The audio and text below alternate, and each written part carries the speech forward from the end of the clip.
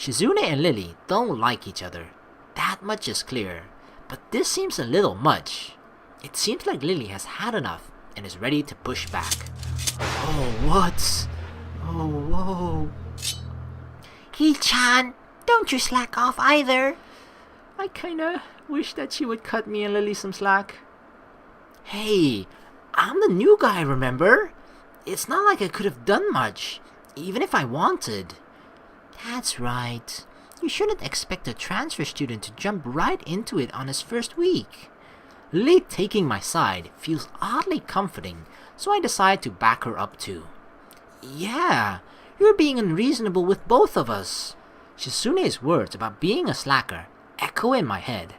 I feel a bit guilty about not contributing, but I seem to lack the resolve to do something concrete about the matter. What's up, people? So after complaining yesterday the entire day about the snowy weather and such, I woke up this morning to the best news ever, which was that we got freaking snow free. Like, it was, I don't know what it was, but like the weather thingy here alarmed like code red because it's really freaking icy outside. So yeah, my school was closed, public transportation wasn't even riding, so luckily I didn't have to bike through that stuff again, because today is actually much worse than yesterday. Yesterday was the first day of like snow and there was like a big pack of white fresh snow laying on the ground. But today it actually, like, the second day is usually worse if it freezes again, as well as if there's a little bit rain or something, that it just becomes so incredibly icy and slippery and whatnot. So yeah, I spent the day pretty wisely, you know, crawling back into my bed for a couple of hours and now playing some Katawa Shoujo, so let us continue. Halfway through the way from the school building to the dorms, I spot a figure in front of the dorms. It's Rin. It looks like she's working on her mural today too. I walk over to her, but she doesn't seem to be noticing me approaching her. She's sitting on an upturned box, looking intently at the wall she is painting with a brush held between her toes. The mural has progressed considerably since yesterday, but it's still only half done, as far as I can tell. More colors have appeared, and the twisted human-like figures have spread and increased in number. I have to say, the style is quite eye-catching and very unique. Not that I would be knowledgeable about art by any measurable scale, but it's still very nice looking nevertheless. I clear my throat to get her attention, but not startle her so that her concentration won't break. Wait, she doesn't even turn to check who it is. I'll wait. See, when an artist or painter is in the zone, that's a long ass time we gotta wait. Oh my god. 15 minutes later, I decide that her concentration is indeed unbroken, and also that I have waited long enough to warrant poking her gently on the shoulder to remind her of my presence. Rin turns her head mechanically to my direction, ending up staring at my crotch level. My eyes are up here, Rin, you know? Oh, it's Hisao. What? You recognize that from my crotch? What? Rin, she can tell? I would feel a lot less uncomfortable if she would just look at my face. An astute observation. Hard at work, I see. The conversation starts as if I hadn't been here for a quarter of an hour already, but it's not a concern. At least it starts. Looking good. It does. The layers of paint hiding other layers of paint, mixing and shaping the human figures, really create an impressive look. But Rin looks miffed. You shouldn't comment on work in progress. 7 years of bad luck. This is not like breaking a mirror, is it? Sounds terrible. I guess I'll take it back then. Still, it looks pretty good. I wonder if I get 14 years of bad luck for thinking that. Or because we didn't say it out loud but we thought it undid the previous 7 years of bad luck, so now we're just down to no bad luck. Rin turns back to look at her painting and pokes it with a big toe. Could you mix some of this color I'm running out of it. She looks down at a half-empty bowl with the remains of the same pinkish paint in it. I didn't really intend to stay and help her with this project though. I guess I didn't intend to do anything much. I look at Rin. She looks emptily back at me. Just this once. Rin picks up another brush and drenches it in with another tone of pale red. There are dozens of similar bowls around her working area. From the looks of this scene, she could have been sitting there for hours. I wonder if she has. That would mean she'd have been skipping school though, which I of course wouldn't put beyond someone like Rin. I pour a little bit of white and red into the bowl, trying to match the color with the one already on the wall. I can't seem to get it right though. It's really inconvenient of her to not mix enough in the first place. Getting it to be the exact same tone will be impossible, but at least I can try to get as close as I can. Speaking of hard work, isn't that a huge workload for you too? It's such a big painting and all. Oh, I'm not old and bitter enough yet to think like that. I guess you aren't. You guessed right. Legs hurt though. They feel like slugs. Slugs made of sea slugs. Because of the position? Yeah, I like doing it in a horizontal position more. If you know what I'm talking about. What? But it can't be helped. Can't ask the wall to lay down. Saying that, she stretches herself a little, bending her legs and back far more than a human should flex. It's astonishing how effortlessly she manages her body around. Couldn't she just sort of, instead of sitting, she could lay on the floor with her back, and that way it's sort of in the same position, right? Except that the floor isn't, or the wall isn't laying down, but actually she is laying down. Because then you get the similar effect, right, that she wants, where I think, right? No, then she's sitting upright, and then the painting or the canvas would normally be on the floor. If you were to lay, and then you sort of get the similar effect, but I guess it strains your neck a lot. I'm not sure. There's a small flinch in her otherwise blank expression, a hint of pain maybe, as she stretches out her calves. Oh, let's massage her calves. Rin must have stamina and dexterity far above a normal person to be able to live like she does, but she's wearing out working on this. Why push yourself so much? Take a break or something, at least. Continue tomorrow if it's bad. This gives her a pause. A long one too, feeling like a mental yawn. I don't think so, Hisao. I'm not pushing myself. Sure looks like you are. No, it's not about pushing, or pulling, or anything related to that kind of thing. There's this boy. A boy? Yes. Where? At the art club. And? He is blind. Oh. How can you paint if you're blind? No idea.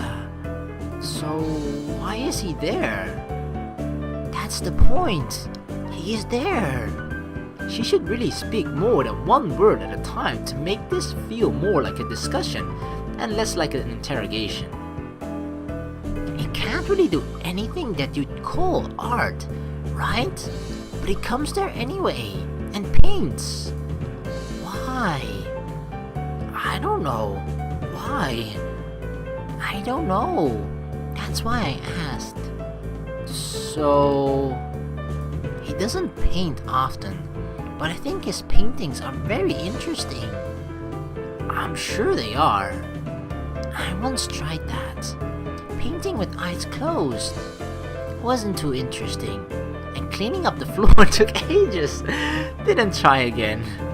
The thing is, for her, it's like, you know, double the difficulty because she's both closing her eyes as well as painting with her feet.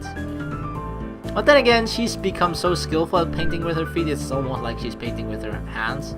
which is better than most people who can paint with their hands, like me. But he is becoming better at sculpting. I see. Maybe she was trying to make a point with this.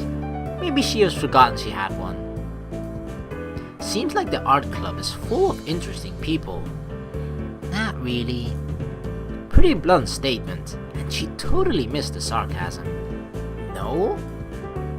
Just like I said, they are not very interesting. I usually don't have much interest in people who are not interesting. Well, that's why they're called interesting, right? Maybe you have. Maybe.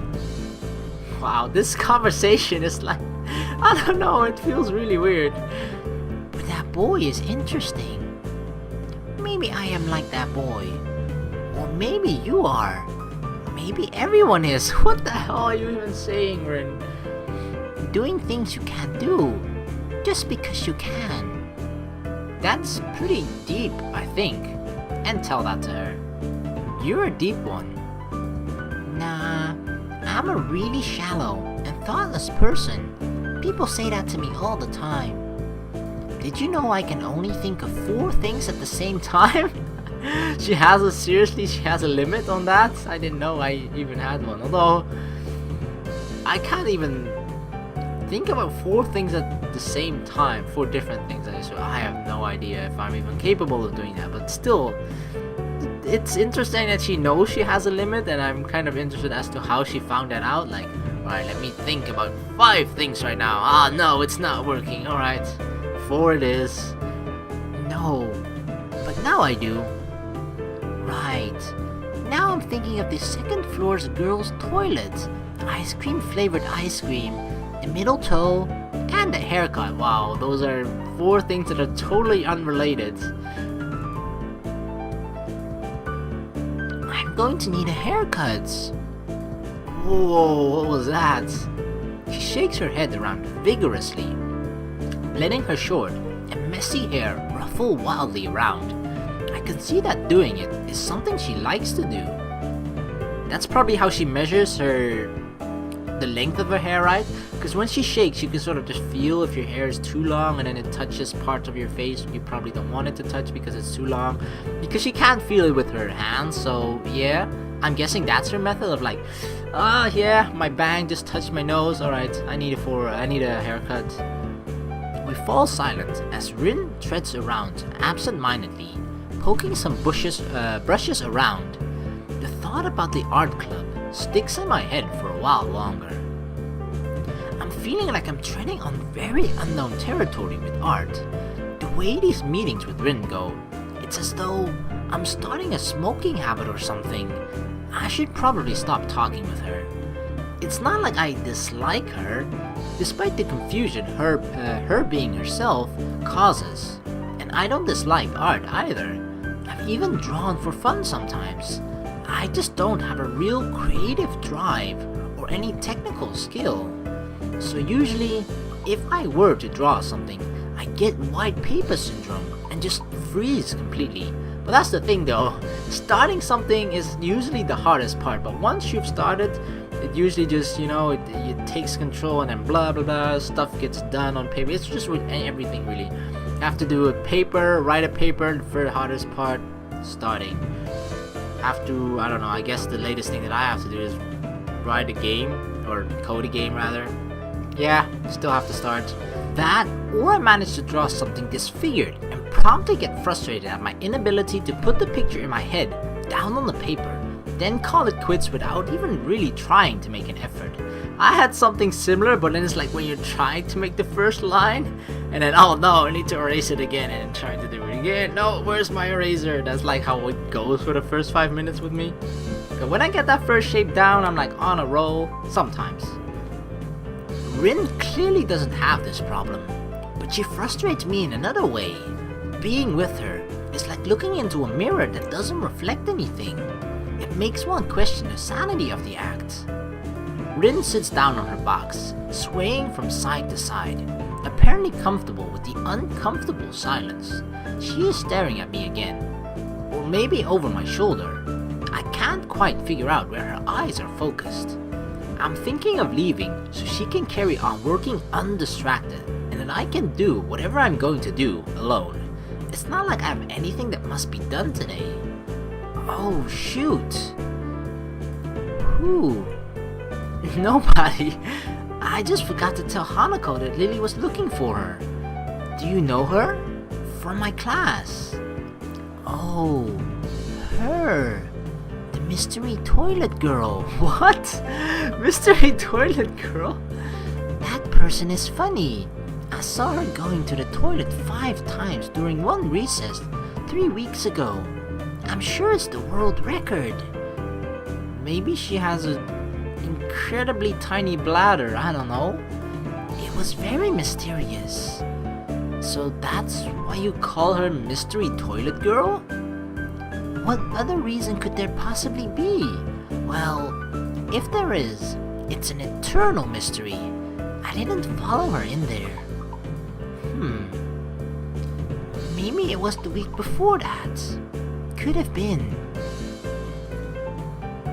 Looking at her makes me hungry. Why? Don't say that. At least not around her. Why? Why does that make her hungry? I don't... What? Oh my god. I don't even want to say anything. Rin turns to look at me blankly, as if she's not sure why I reproved her. But she doesn't acknowledge understanding any more than before, so I give up at this point. So, do you want to go eat dinner then? No, not yet.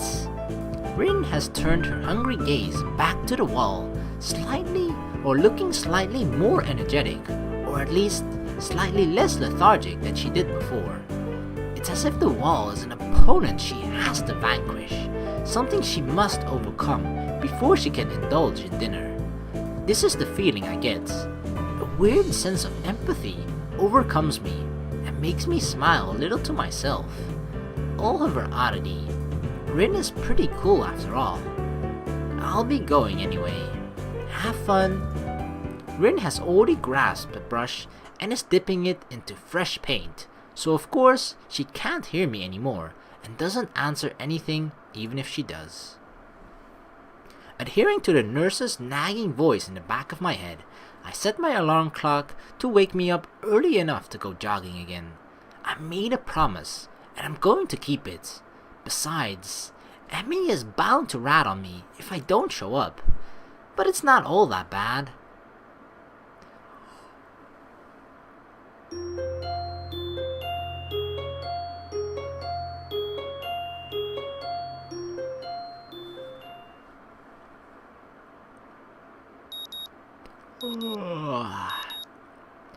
My morning alarm goes off, and I flail about uselessly for a while, until I remember that I decided to give morning runs another shot. I don't know if this was my greatest idea, but I'm determined to keep going. This is about my health after all. Sure, things haven't been great lately for me, but that hasn't made existence so intolerable that I'm not going to try everything I can to stay healthy. Besides, it's all about asserting some kind of control over this thing, right? Yeah, you gotta control it, not let it control you. If I can manage that, well, I can manage anything. At least, that's what I keep telling myself. Once again, it would appear that I'm not alone in my run. Emmy has apparently been here for some time. It looks like she's already worked up a good sweat. Just when the hell does she come down here anyway? Oh, it's you! I'm surprised to see you again. Why's that? Well, not many people actually manage to come back for a second try. She frowns, seemingly annoyed by a passing thought. Like the rest of the track team, for instance. What? But aren't they part of the track team? Doesn't that mean that they have to come back, you know? Still, it was only supposed to be on a volunteer basis, so it's not that big of a shock. And I guess it's pretty early in the morning. A shrug, and suddenly it appears that she's forgotten what she was talking about.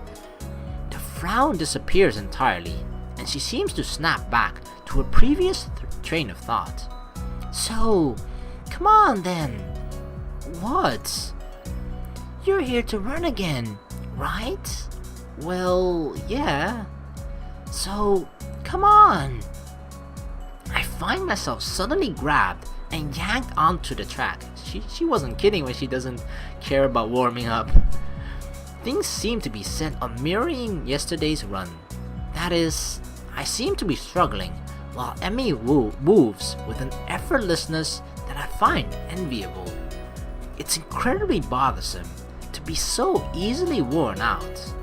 I know I should be patient, work towards things gradually, but it's difficult to stay positive about this. We round the track and start on our second lap. Emmy seems to have grown impatient keeping pace with me and begins to pull away. "So long, sucker," is what she's thinking.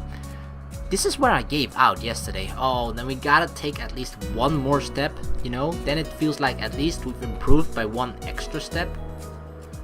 Was I able to do more? Come on, we gotta do it. We gotta push ourselves. What am I doing here? Am I really just going to fold and let Emmy pull ahead? Oh, hell no. This is a competition, baby. I speed up. The second lap's done quickly, and without even considering it, I keep going. Emmy looks back over her shoulder at me and grins. Still going? Wouldn't want you to think I'm out of shape. Emmy laughs without breaking her stride, no less, and speeds up even more. Dang, she was taking it easy, and despite taking it easy, she was still way ahead of me. Well, if this is the way we're going to play things, I increase my own pace as well. I can feel my lungs burning, and my legs are starting to question just what the hell I think I'm doing. Lactic acid screams in my muscles, but I close my ears. Yeah, don't listen to the muscles screaming. I can't let myself fall behind, because that would be a loss. The rational voice in my head inquires mildly just when we started playing a game. Wait, wasn't the nurse saying that we have to engage in physical activity, but not to overexert ourselves, not to push ourselves too hard, which is kind of what we're doing right now, right? So this could actually kind of work out really bad. Uh-oh. I'd answer it, but I'm having a lot of trouble thinking at present. She's so fast. How the hell does she keep... Oh, I knew it! What? No! It's like a string pulling at my chest. Ugh. A choking feeling of narrowness and pain. Before I can think of anything else, then... Oh shit! The track disappears from under my feet. I stumble, one hand shooting down to clutch at my chest, the other hitting the track to keep me from falling on my face. Emmy whirls around, and her eyes widen. "Hisao!" She yells at me, sprinting from the other side of the track. What's wrong? Nothing. Just... keep your breathing steady. Calm down. Don't panic. Don't panic. Do you need me to get the nurse? I close my eyes, shutting out the outside world. Oh no, are we gonna die? My heart struggles to regain its rhythm. Slowly, the pain in my chest begins to subside. Soon, it's gone like nothing happened. It was... nothing? No, something happened there. Oh, Emmy, my guardian angel, we're back. I open my eyes again and glance at a very worried Emmy. I think I'm fine. My voice sounds weird even to myself.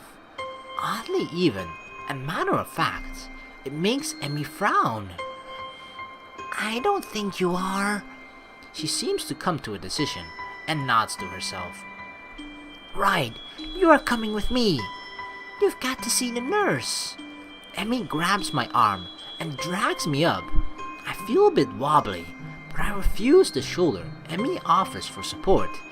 Honestly, I'm a little ashamed by my own weakness. Oh my god, I got so carried away there, like, yeah, gotta make improvement today, so let's just go all out, you know, and then didn't think about the possible bad effect that it would have on us.